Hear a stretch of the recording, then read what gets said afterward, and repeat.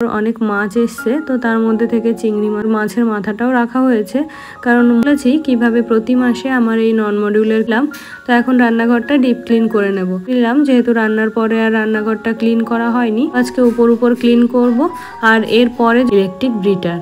তো এই যে এখানে রয়েছে আমার একটা রাইস কুকার। তো আগে তো এটাতে যে জিনিসগুলো একটু খোলামেলা জায়গায় রাখতে হয়।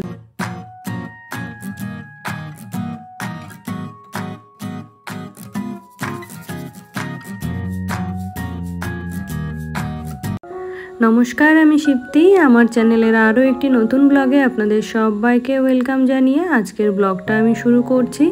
তো এখন ওই সকাল 7:30টার মতো বাজে, আর হাজব্যান্ড এইমাত্রই অফিসে বেরিয়ে গেল।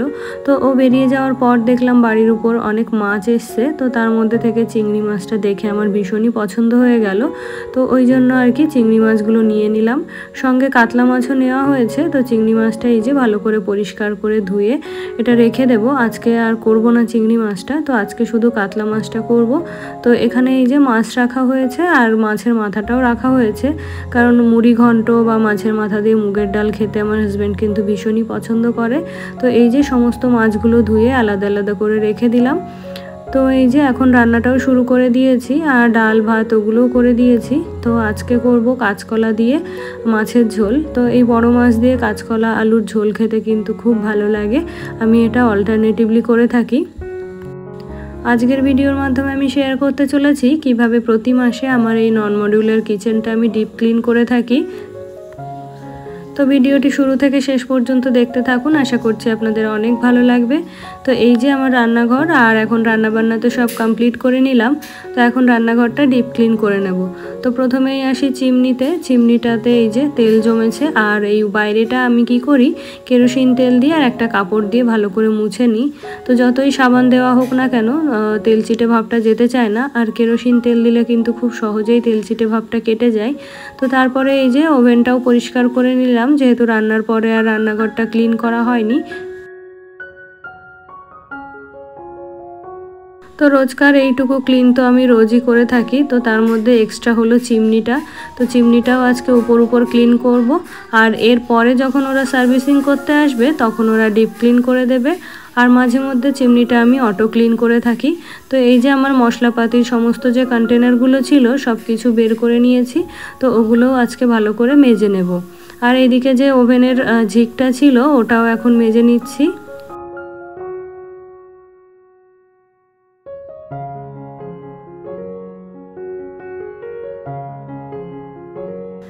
এবারে যে কন্টেনারগুলো বের করেছিলাম ওগুলোই ভালো করে মেজে নেব। আর যেহেতু এগুলো কিচেন ক্যাবিনেটের মধ্যেই থাকে, তাই খুব একটা নোংরা হয় না। তবুও মান্থলি যে একটা ক্লিনিং করতে হয় সেটা করি, এতে করে অনেক ভালো থাকে আর কি কৌটোগুলো।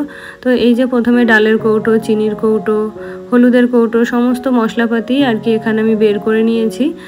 তো সব কৌটোগুলো তো একসাথে খালি করা সম্ভব নয়, বা খালি হয়ও না। তো এই যে একসঙ্গে পরিষ্কার করি জন্যই আর কি সমস্ত কৌটোর মধ্যে কিন্তু জিনিসপত্র রয়েই গেছে।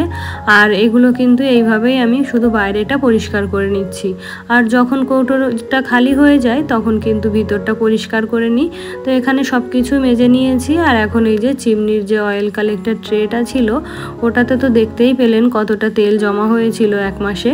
তো এই যে এটাও ধুয়ে নিলাম। এবার যেখান থেকে মশলাপাতির কৌটোগুলো বের করেছিলাম, তো ওখানে আবার মুছে আর একটা নতুন করে পেপার পেতে নেব। যেহেতু নন মডিউলার কিচেন, একটু তো বেশি মেনটেন করতে হয় আর একটু প্রবলেমও হয়। তো এইভাবেই আমি প্রত্যেক মাসে আর কি আমার কিচেনটাকে গুছিয়ে রাখি। এতে করে কিন্তু আমার জিনিসগুলো খুঁজে পেতেও যেমন সুবিধা হয়, তেমনি কিন্তু দেখতেও খুব সুন্দর লাগে। আর আমি তো ইউজ করি রান্নাঘরটা, আর আমি ছাড়াও যদি অন্য কেউ আমার কিচেনে আসে কিন্তু জিনিস খুব সহজেই খুঁজে পেয়ে যাবে। তারপরে নিচে যে ক্যাবিনেটগুলো করা আছে ওগুলোও ভালো করে ক্লিন করে নেব। তো এখানে আমি রাখি চাল, ডাল, আটা, ময়দা ওগুলোর কন্টেনার, আর এই দিকটাতে আমি রাখি কিছু ইলেকট্রনিক্স। তো এই যে সব জিনিসগুলো বের করে নিয়ে এবার খালি করে নিয়েছি। তো এবার প্রথমে ঝাড় দিয়ে নিলাম, তারপরে এটাকে আবার মুছে নিচ্ছি। তো এখানে ওই যে এক্সট্রা যে একটু গোবিন্দভোগ চাল বা বাসমতি চাল, চাউমিন, নুডলস যেগুলো হয় সেগুলো এর মধ্যে একটা বড় কন্টেনারে করে রেখে দিই। আর এই লাল কন্টেনারের মধ্যে রেগুলার ইউজের চালটা রাখি। আর এদিকে মুড়ি, তারপরে এক্সট্রা যে ডাল, তারপরে যে গ্রসারিগুলো হয় সমস্ত কিছুই কিন্তু আমি এর মধ্যে রেখে থাকি।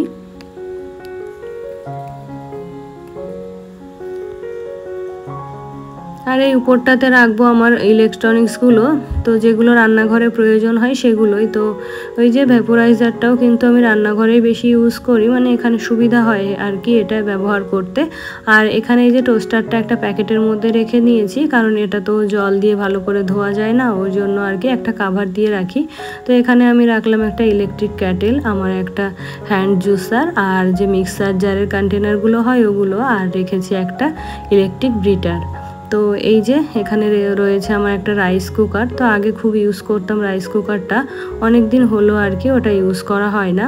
তো তারপরের ক্যাবিনেটটাই এখানে রয়েছে আমার গ্যাস সিলিন্ডার, আর একটা ওই তো ট্রে রেখেছি। তো ওর মধ্যেও আমি কিছু জিনিসপত্র রেখেছি, আর এই ক্লিনিংয়ের কিছু জিনিসপত্রও ওখানে ছিল, সেগুলোও সরিয়ে দিলাম। তো এখানে বড় বড় তেলের কন্টেনারগুলো রয়েছে, আর এর মধ্যে রয়েছে ডাল। তো আমার মা অনেক রকম ডাল পাঠিয়েছিল আর কি, যেহেতু আমাদের জমিতে ডালের চাষ হয়। তো ডালের বড়া খেতে কিন্তু আমাদের এই বাড়িতে সবাই ভীষণ পছন্দ করে। তো এই যে এই জায়গাটায় ছিল আমার একটু বড় বড় সাইজের বাসন আর কি। তো ওটা কিছুদিন আগেই ক্লিন করেছি বলে আজকে আর ক্লিন করলাম না। আর এইটা যে মিট সেভ করা, যেহেতু এটাতে নেট দেওয়া, তাই একটু বেশিই ধুলো পড়ে। তো এখানে যেহেতু খাবার দাবার রাখা হয় না, তাই আমি কিছু অতিরিক্ত জিনিসপত্র এখানে রেখে দিয়েছি, যেমন দইয়ের হাঁড়ি বা পিঠের সাজ। তো দইয়ের হাঁড়িগুলো আনা হয়েছিল, কিন্তু দই পাতা হবে ওই জন্যই আর কি। তারপরে আমার কি মন হলো আর কি, দইটা পাতা হয়নি, তো হাঁড়িগুলো রয়ে গেছে। তো এই যে একটা মিট সেপের মধ্যে তো ওগুলো রাখলাম, আর একটা সাইডে করা রয়েছে, মানে পাশাপাশি দুটো। তো এটাতে যে জিনিসগুলো একটু মানে খোলামেলা জায়গায় রাখতে হয়, যে সবজিগুলো যেমন পেঁয়াজ, রসুন, আলু, তো সেই সমস্ত কিছু আমি এর মধ্যে রেখে থাকি। আর এখানে তো আমার রেগুলার ইউজের বাসন থাকে, তো সমস্ত বাসন এঁটো হয়ে বেরিয়ে গেছে। এখানে খুব একটা বাসন নেই, আর এটা তো আমি আরও বেশিভাবে ক্লিন করে থাকি। তো এবারে সমস্ত ক্যাবিনেটগুলো তো ক্লিন হয়ে গেল, এবার উপরের স্ল্যাবটা আর একবার মুছে ভালো করে ক্লিন করে নেব। আর এদিকে চিমনির যে অয়েল কালেক্টর ট্রেটা ছিল ওটাও লাগিয়ে দিলাম, ওভেনের ঝিকটাও লাগিয়ে দিলাম। তো এটাই ছিল আমার মান্থলি কিচেন ক্লিনিং। তো এইভাবেই কিন্তু আমি প্রতি মাসে আমার নন মডিউলার কিচেনটা ডিপ ক্লিন করে থাকি। তো বন্ধুরা, আমার ভিডিওটি যদি ভালো লেগে থাকে প্লিজ একটি লাইক করে দেবেন। আর আপনি যদি আমার চ্যানেলে নতুন হয়ে থাকেন প্লিজ আমার চ্যানেলটিকে সাবস্ক্রাইব করে আমার পাশে থাকবেন। দেখা হবে আর একটি নতুন ভিডিওর সাথে, সেই সঙ্গে সবার সুস্বাস্থ্য কামনা করে আজকের মতো বিদায় চেয়ে নিচ্ছি। ধন্যবাদ।